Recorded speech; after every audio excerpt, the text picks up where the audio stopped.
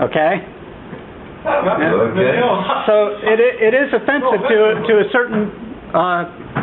certain part of the population. I guarantee you that. That's why. So my question is, why not toss a pumpkin or a rock or a log or something? I mean, that's not going to. That's just. Use the chicken. All the ground, you start throwing a pumpkin around. Okay.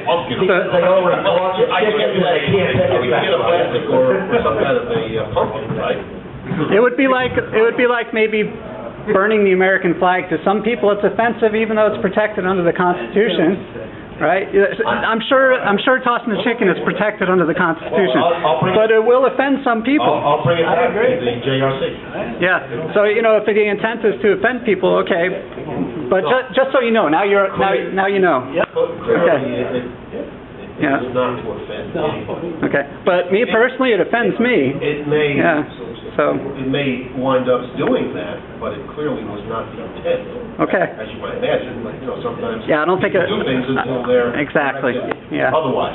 So I don't think that the intent was to offend, but just so you know, there are, because you can't always be aware of everybody's feelings. Right? Okay. So next thing, the finials. Gosh, I think I might have been 11 or 12 years old, or maybe even younger. It was one of the first things I ever painted with Rust-Oleum paint was the pump behind our house on the well. Just the water pump.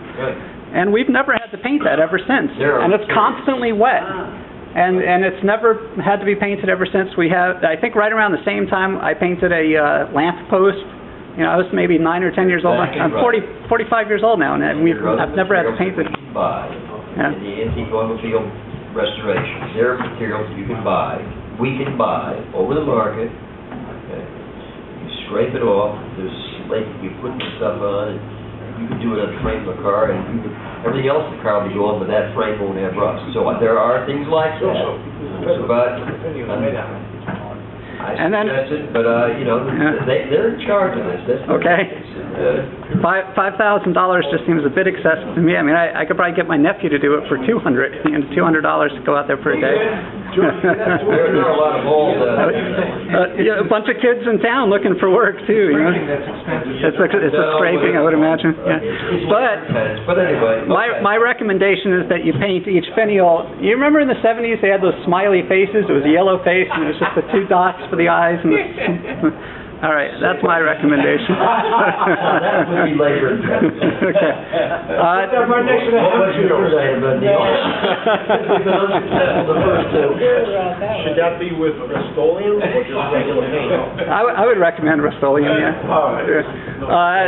The next thing is at the last village board meeting, a few of us, Reynold was there and Joel, and we had an interesting conversation with the village board, and we asked them about why do you prefer litigation over arbitration? What's the difference in your mind? And correct me if I'm wrong, but You're wrong. David Donovan indicated that it was, even though you call it binding arbitration, it's not binding, and that an arbitration has to be approved ahead of time by a court, and then the decision of that arbitration has to be confirmed by a court after the fact. So they're saying that even though you may go to arbitration, it ends up in court anyway, and it's going to be double the cost. Did you bring this up Monday night? Well, I'm curious. Let's let our attorney. Did I get that? Did I get that right? Yeah, technically correct, but that's ministerial. The only court involvement is to compel the arbitration and refer it to the arbitrators. Done. It's a one-page order. When it comes back, the court simply rubber stamps or confirms it. There is no big legal proceeding either way with the court system. In fact, just as I was going to give you an example of a case we're handling at the present time, which is going through litigation, and now they're asking to go to arbitration to delay, diminish the cost that they're continuing to accrue, so as to result in the final decision. But I better not mention that particular case. Yeah, so no, technically the comment is correct, but it's just not accurate. So arbitration would be binding then? No. See, no. Let me just, can an arbitration be appealed? Yes, but on very limited technical grounds. And less than a litigation? I'm sorry? Less technical grounds than a litigation? Oh, absolutely. Okay. Absolutely. And It's just much like meeting on the plane with Sitting Bull. If you agree and splash your hands, become blood brothers, and now you're going to fight hand-to-hand combat or whatever you're going to do, it's agreed. You can't control the other party. So on very limited grounds, if a disgruntled party or aggrieved party or the losing party wanted to, there is a basis for appeal. But I get the impression that was said, and I haven't seen the tape, unfortunately, or the video, that it sounded like it was a waste of time, a waste of effort.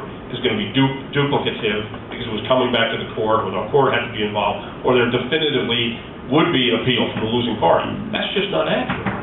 And that's just not true. I haven't had this discussion with David today, and nothing to the contrary. And the thing that we're when you say nothing to the contrary, contrary to what? It's indicating the finality of the arbitration, that it was acknowledged as final. Either party, win or lose, would not appeal. That's interesting, because at the last meeting, right? Am I correct in saying that it was the opposite? In fairness, you make it sound like it's a fait accompli, meaning regardless of what's going to happen, there's going to be further litigation. No, the board did.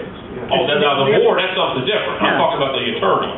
No, okay. David and the board, just to jump in here, David and the board both indicated that there was no point in litigating because there was a high probability that arbitrate, because there was a high probability that it would be litigated anyway, and that the possibility was open for either party to challenge if they were not. That's just not accurate. I'm telling you, that's not accurate. I can give you a chapter and verse. I'll give you articles on it. In fact, as you probably remember, may or may not, Supervisor Bloomfield on numerous occasions has said that what he'd like ideally to see is an arbitration. We would live by it. I conveyed that to them. And I'm not saying that there wouldn't be an issue arising in the arbitration if we lost it, where I couldn't say to him, that's appealable. But based upon his statements, I think he would say in response, Dennis, I don't care if it's appealable or not. We had a fair shot. We had the arbitration. We had an adverse ruling. We're not going to appeal. He said that publicly, numerous. And this is what I mean about, it's not necessarily a fait accompli. It's not a given that the town of Goshen would litigate whatever the decision was out of arbitration, even if we had a legal basis to appeal something. Let me say why we're, as a board, for arbitration. And I'll say this to the citizens. Well, you have articulated this before. I'll say it again, okay. So that for the record, for the village board to see this on video, for the citizens to see this on video. But we're running out of batteries. Well, I got 19 minutes. You got bigger batteries here. Okay. The fact is, we live in this community. We live here. We go to school here. We eat in the same restaurants, etc. Litigation is ghastly expensive. You go into discovery and you do this and you do that, and the attorneys just keep racking that charge up. And when you finish, you hurt everybody's feelings. It goes on for a long time. Decades. A long time. But it's all done. Let them finish, Joe. But arbitration, which was put in by our forefathers 51 years ago when this thing said, okay, let's arbitrate with the head of the health department. Good idea, okay? It's quick, it's cheap, and what we're talking about is we think we got a strong case, the village thinks they've got a strong case. Let someone arbitrate and tell us. And whatever it is, so be it. Win, lose, or draw, so be it. And we're still living in the same town tomorrow. But if we go on a long, arduous task of litigation, it's destructive to our communities. And we got to stop and think about that. Period. And to emphasize, those the supervisor said, win, lose, or draw, we'll live with it. I think the village is concerned that win, lose, or draw, they're not going to want to live with it. No. Right. But that's their prerogative. But if we come back to the basics, we're talking about 14% utilization. That's all we use as a part of the sewer. It is so minuscule, go to arbitration. I mean, 86% of the sewer is being used elsewhere. It boggles my mind that we're using such a small piece and a small issue. We're going to be doing discovery. You're doing this like as if it was some kind of... It's even less if you took the I&I out, it'd probably be 7%. But they said... 7%. I mean, it's incredible that we don't just get it over with. the attorney's reply to that was, though, that litigation, or arbitration wouldn't be any shorter, or cheaper, or less time-consuming than... He's wrong. He's wrong. Okay, that you would still need to, you'd have to do discovery, you'd still have to, in fact, I think they said that he would have to do more work. Was that right?